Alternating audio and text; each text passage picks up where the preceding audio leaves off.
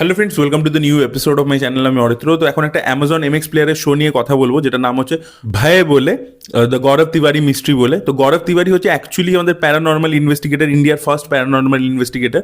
এনার আমরা যখন ছোটো ছিলাম, এখন তো ইউটিউব খুললে আপনারা দেখতে পারেন এ ঘোস্ট হান্টিংয়ে যাচ্ছে, অমুক ঘোস্ট হান্টিংয়ে যাচ্ছে, অনেক কিছু হচ্ছে ব্লগ লেভেলে। তো তখন তো সেইভাবে ছিল না, তখন টেলিভিশনই ছিল। তো এমটিভি আর কি একটা প্রথমে শুরু করেছিল একটা যে ঘোস্ট হান্টিং টাইপের, যে অ্যাকচুয়াল হন্টেড প্লেসে ভিজিট করবে। তো সেরকম একটা রিয়ালিটি শো শুরু করেছিল, সেখানে এই ভদ্রলোককে আমি প্রথম দেখেছিলাম। তারপরে তো ওটা দেখা দেখি, ওটা যেহেতু খুব হিট হয়, পরবর্তীকালে আরও চ্যানেলস করেছে, সেখানে উনি গেছে, নিউজ চ্যানেলে ওনাকে বহুবার দেখেছি। তো এই গৌরব তিওয়ারি 2016 সালে কিন্তু মারা যান, মিস্ট্রিয়াসভাবে নিজের বাথরুমের মধ্যে মারা যান। এবং তাকে নিয়েই, তার লাইফের ওপর বেস করে ডেফিনেটলি সেখানে ফিকশনালাইজ করা হয়েছে একটা বইয়ের ওপর, যেটা ওনাকে নিয়ে লেখা হয়েছিল। সেটার থেকে ইন্সপিরেশন নিয়ে এই সিরিজটা বানানো হয়েছে। 8টা এপিসোড রয়েছে এবং এই সিরিজটা কিন্তু ইন্ডিয়ান হরর স্পেসের মধ্যে খুবই ভালো একটা কাজ হয়েছে। Must watch. আপনার খুব ফাস্ট পেসড একটা স্টোরি টেলিং হয়েছে, মিস্ট্রি খুব ভালো হোল্ড করে রাখে, খুব ভালো লেগেছে আমার কাজটা দেখে। মানে আমি এক্সপেক্টই করিনি যে এত ভালো কাজ একটা এমএক্স প্লেয়ারে আসবে। এবং ডিরেক্টরও কিন্তু খুব একজন স্ট্রং নয়, মানে ডিরেক্টরের আগের যদি কাজ দেখেন, সে যে খুব ভালো কাজ করেছে তা কিন্তু নয়। বাট তা সত্ত্বেও এই সিরিজটা খুবই ভালো একটা সিরিজ হয়েছে, ভেরি এঙ্গেজিং ওয়াচ। কারণ টাকারকে এখানে আমরা গৌরব তিওয়ারির চরিত্রে দেখতে পাচ্ছি এবং সেও পারফরমেন্স খুব ভালো দিয়েছে। তো এখানে গল্পটাকে দুটো টাইম লাইনে বলা হয়েছে আর কি, নন লিনিয়ার একটা ফর্ম্যাট আমরা দেখতে পাচ্ছি। একটা জায়গায় মানে প্রেজেন্ট ডেতে শুরু হচ্ছে, যেখানে গৌরব তিওয়ারি মারা গেছে। এবার কালকি কেকলা, সে একজন জার্নালিস্টের চরিত্র প্লে করছে, যে এগুলোতে বিশ্বাস করতো না। এবার সে এখন গৌরব তিওয়ারিকে নিয়ে রিসার্চ করছে, সে কীভাবে বাথরুমের মধ্যে সুইসাইড করলো, কী করলো, আদৌ সুইসাইড ছিল, পুলিশ বলছে সুইসাইড ছিল। অ্যাকচুয়ালি দিল্লিতে হয়েছিল ব্যাপারটা। তো দিল্লি পুলিশ বলেছিল যে ওনার মানে হাতে সেরকম কাজ ছিল না, ফিনান্সিয়াল প্রেশার ছিল, তাই জন্য সে সুইসাইড করেছে, আর কোনো আর কি কারণ নেই আর কি। বাট অনেকে মনে করে যে না, কোনো প্যারানর্মাল অ্যাক্টিভিটির জন্যই হয়েছে, কোনো ঘোষ তার পিছনে ছিল। এবং সে নাকি নিজে বিভিন্ন জায়গায় বলে বেড়াতো লাস্টের কিছুদিন যে আমার পিছনে কোনো ঘোস্ট রয়েছে, কেউ আমাকে মারতে চাইছে, কোনো আত্মা। তো এইটাকে নিয়ে আর কি ইনভেস্টিগেশন শুরু করছে কালকি। ওর টিমের সাথে দেখা করছে, ওর একটা টিম ছিল আর কি, আইপিএস বলে, ইন্ডিয়ান প্যারানর্মাল সোসাইটি। তাদের সাথে কথাবার্তা বলছে, তাদের ইন্টারভিউ করছে। এবং সেখান থেকে আমরা পাস্টে দেখতে পাচ্ছি গৌরব তিওয়ারি কীভাবে গৌরব তিওয়ারি প্যারানর্মাল ইনভেস্টিগেটর হলো। তার যে কেরিয়ার যখন শুরু হয়েছিল, সে একজন পাইলট হতে গেছিলো, লন্ডনে পড়তে গেছিলো, সেই সব জিনিসপত্র। তারপরে এটা যে হওয়া কতটা ডিফিকাল্ট, টাকা পয়সা সেইভাবে নেই, তার পরবর্তীতে একটা একটা করে কেস সলভ করছে।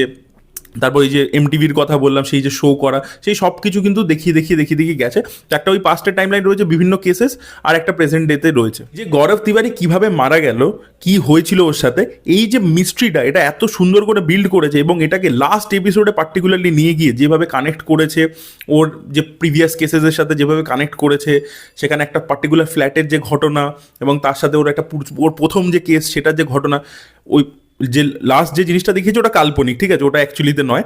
বাট ওখানটা যেভাবে দেখিয়েছে, ওখানে যে মানে সেকেন্ড সিজনের জন্য যে হিন্টটা ছেড়েছে, সেটা কিন্তু আমার খুবই ভালো লেগেছে। মানে ওই প্রেজেন্টের যে মিস্ট্রিটা, ইনভেস্টিগেশনটা, ওটা কিন্তু খুবই ভালো। এবার কালকি কেন পার্সোনালি জুড়ে যাচ্ছে, তার যে কারণটা দেখিয়েছে, সেটাও কিন্তু এফেক্টিভলি ওয়ার্ক করেছে। সেখানে ইমোশন বলুন বা যাই বলুন, সেটাও ওয়ার্ক করেছে। তো সেই জিনিসপত্রগুলো ভালো লেগেছে। আর পাস্টের যে কেসেসগুলো আমরা দেখতে পাই, মানে ফাউন্ড ফুটেজ হরর যে স্টাইলটা আছে, যেটা আপনারা প্যারানর্মাল অ্যাক্টিভিটির মতো ছবিতে দেখেছেন, আরও প্রচুর গঞ্জাম অ্যাসাইলামের মতো ছবি হয়েছে। তো এরকম প্রচুর ছবি হয়েছে ফাউন্ড ফুটেজ স্টাইলের হরর ছবি। তো সেই রকম একটা অ্যাপ্রোচ কিন্তু এখানে ডিরেক্টর নিয়েছে আর কি। কারণ ওরা যখনই আর কি ইনভেস্টিগেট করতে যাচ্ছে কোনো প্যারানর্মাল অ্যাক্টিভিটি, সেখানে ওরা গিয়ে কী করছে, ক্যামেরা অন করে দিচ্ছে, ভিডিও ক্যামেরা অন করে দিচ্ছে, ইনভেস্টিগেট করছে, বিভিন্ন ডিভাইসেস ইউজ করছে, মানে ইলেকট্রোম্যাগনেটিক ডিভাইসেস। তো সেইগুলোকে দিয়ে আর কি পুরো হররটাকে, সেটআপটাকে তৈরি করা হয়। তো আপনি টিপিক্যাল যে একটা ট্রিটমেন্ট দেখতে পান আর কি, সচরাচর যা শো ইন্ডিয়ান স্পেসের মধ্যে হয়, মানে ওয়েব সিরিজের কথা বলছি, সেখানে তো খুব একটা ফাউন্ড ফুটেজ স্টাইলের জিনিসপত্র হয়নি। তো সেই ফাউন্ড ফুটেজ যে ট্রিটমেন্টটা, সেটা বেশ ভালো লেগেছে। আর কখনো কোনো ফাউন্ড ফুটেজ, রিয়েল ফুটেজ যেটা গৌরব তিওয়ারির অ্যাকচুয়াল ফুটেজ, সেটার সাথে মার্চ করেছে।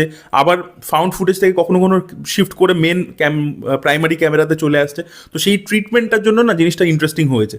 আর লোকে একটা হরর সিরিজ কেন দেখে, যে ভাই ভয় পাবো, তো এখানে কিন্তু মানে সিরিয়াসলি হররটাকে ট্রিট করা হয়েছে। তো জেনারেল অডিয়েন্সের কিন্তু খুবই ভালো লাগবে, ইভেন প্রো অডিয়েন্সেরও কিন্তু অনেক জায়গাতে কিন্তু হররটা বেশ ভালোভাবে ওয়ার্ক করবে আর কি। হররটা তো হররের পোর্শনস কিন্তু বেশ ভালোভাবে ট্রিট করা হয়েছে, সেগুলো ওয়ার্কও করে। সেটাকে একটু হাটকে একটু ট্রিটমেন্টও দেওয়া হয়েছে, একটু রিয়েলিস্টিক জোনের মধ্যে। আচ্ছা, সব কটা কেস কিন্তু না কেউ কনক্লুসিভভাবে সলভ করে ফেলতে পারছে না, সেটাও কিন্তু দেখিয়েছে। মানে অ্যাকচুয়ালি তো প্যারানর্মালকে পুরোপুরি বোঝা সম্ভব নয়, তো তাই জন্য প্রত্যেকটা কেস যে খুব কনক্লুসিভভাবে সলভ করছে, সেটাও কিন্তু করেনি। ওই অ্যাপ্রোচটা মানে একটা আনসলভেবল, মানে এগুলোকে তো আমরা পুরোপুরি বুঝতে পারি না, তো সেটাকেও কিন্তু রেখেছে, তো সেই অ্যাপ্রোচটা আমার ভালো লেগেছে। তো এই শোটাকে নিয়ে অনেক কথাবার্তা হচ্ছে আর কি, লোকের ভালো লাগছে এবং আমার কিন্তু খুবই ভালো লেগেছে। আমি ওয়ান গোতে পুরো দেখে নিয়েছি, পুরো বিঞ্জ ওয়াচ করে নিয়েছি, আমার তো হেভি ইন্টারেস্টিং লেগেছে এই পুরো ট্রিটমেন্টটা বলুন, বা যেহেতু রিয়েল ঘটনা, এবং এই ভদ্রলোকের ব্যাপারে মানে শুনেছিলাম আর কি, ছোটোবেলায় এমটিভিতে দেখেছিলাম। তারপর আই থিঙ্ক সোনিতেও একটা শো হয়েছিল, ওখানেও একটা 2013 সালে একটা শো দেখেছিলাম, যে ওরকম আর কি একটা লোক আর কি নিজের এক্সপিরিয়েন্স বলছে, সেখানেও এই ভদ্রলোক ছিলেন। তো তখন আমি দেখা শুরু করলাম, এবং যেভাবে ইন্টারেস্টিংলি গল্পটাকে বলা হয়েছে, খুব ভালো একটা শো হয়েছে। মানে ইন্ডিয়ান স্পেসের মধ্যে হরর শো তো খুবই হাতে গোনা কিছু ভালো হয়, তো তার মধ্যে এটা কিন্তু ডেফিনেটলি থাকবে। খুবই ভালো একটা শো হয়েছে। তো আপনারা কারা কারা দেখেছেন, তাদের কি ওপিনিয়ন অবশ্যই কমেন্টে লিখে জানান। এবং গৌরব তিওয়ারির অ্যাকচুয়াল শোজগুলো কারা যখন টেলিভিশনে আসতো, এমটিভিতে বলুন বা সানি লিওনির সাথে উনি শো করেছেন, তো সেইগুলো কারা কারা দেখেছেন, আপনারা গৌরব তিওয়ারির এই অ্যাকচুয়াল যে ঘটনা সেগুলোকে কে কে ফলো করেছেন, অবশ্যই কমেন্টে লিখে জানান। এই ভিডিওটা ভালো লেগে থাকলে লাইক করুন, শেয়ার করুন, চ্যানেলটিকে সাবস্ক্রাইব করতে ভুলবেন না।